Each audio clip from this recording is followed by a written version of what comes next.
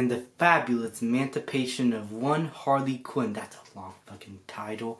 It's directed by Kathy Yan and stars Margot Robbie and a bunch of other cast members in a team-up girl power movie where Harley Quinn now broke up with the Joker and is trying to find her own identity in this criminal world and discovers that there's a bunch of criminals like Black Mask are out to kill her over a diamond that a girl stole and that she's trying to protect.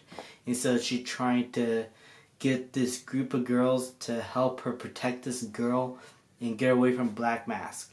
Now, this is a DC film, so going into this, I had concerns. Again, it could be good, like Joker or Aquaman, or even Shazam, Wonder Woman.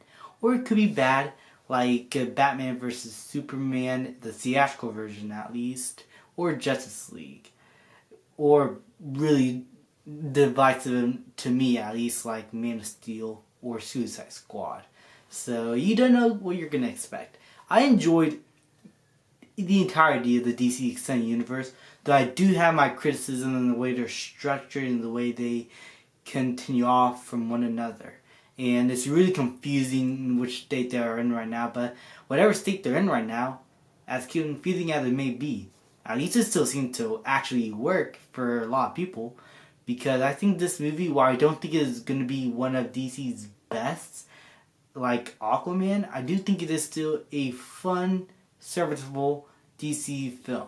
The character of Margot Robbie's Harley Quinn here is great. In fact, I do think that in terms of character, she is better portrayed here than in Suicide Squad. I do think she is a lot more fun in the first Suicide Squad movie, and her costume just seems to fit better there. I do like what she was able to do in this film, and Margot Robbie still kills it in the role. A lot of the other characters like Huntress or Black Canary or Cassandra Cain are pretty serviceable, but I guess my main issue with this film is that it feels like a Harley Quinn movie. It doesn't feel like a Birds of Prey movie. You don't get that sense of team-up building. It is there, and you can say that because it's there, it's a Harley Quinn movie, but Margot Robbie is so front and center that it's hard to really distinguish what this movie is. Is it a team-up? Is it a solo movie? What is it? There's a lot of time spent with Harley Quinn here, more than the other characters. And so I wish that there was enough screen time for those. And in fact, the movie would have had to be longer, which I don't think the studio would want, since they wanted to cut down Justice League.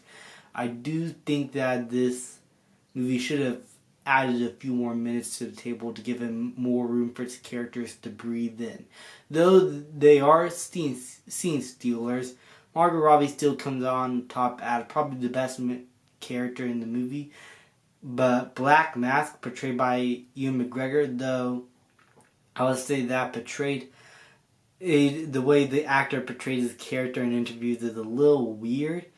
I don't think it is as cringy as it seemed on screen. He chews up the scenery. Ewan McGregor is clearly having a lot of fun. Maybe not the best character-wise in the DC Extended Universe. He is one of the better villains at least, and has a real screen presence when he's on screen, and especially with Victor Sass. Though I do think he's probably my least favorite character and is really underutilized here. And so in terms of characters, I think this movie did it good enough. In terms of action, apparently there were reshoots for the film where they actually had to go back and redo a lot of the action scenes, in which the director of the first two, the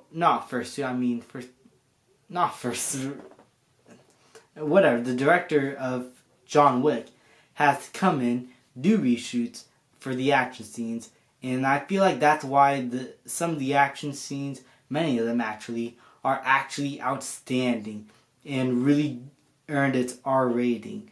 And they were a lot of fun. They were well stunted. And the cinematography is just beautiful, including throughout this entire movie. That's one thing I will praise a lot, that this movie looks completely different from a lot of comic movies, and in terms of its aesthetic, I think it worked well in this film's favor.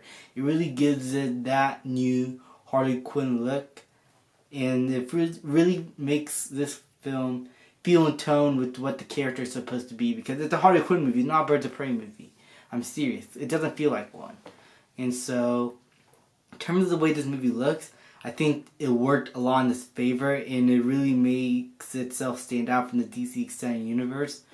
And overall, I would say that this is a pretty funny movie. It does have some good jokes.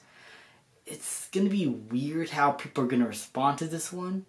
I'm not sure how a lot of people are going to react to this, because to me, it's a fine, serviceable, really enjoyable, and pretty fun Harley Quinn film that really services the DC Extended Universe well, though a lot of character problems and more in the runtime. It's gonna be weird how people are gonna respond to this, because I feel like this is gonna be one of the weirdest DC Extended Universe films to come out to date, and I can understand why some people might like it and some are going to hate it. Because if that is going to be the case when people go see this, I could see why certain things could work for people and certain things don't. So if you guys see the movie and you have different opinions than me, feel free to explain them in the comment down below. I could probably see why, but to me, I think this is just an overall good enough film that, in my opinion, borders on the lines with Suicide Squad and Aquaman as just fun entertainment. And overall, I'm going to give Birds of Prey a B. Thank you guys so much for watching. People like, subscribe, comment, and I'll see you guys next time.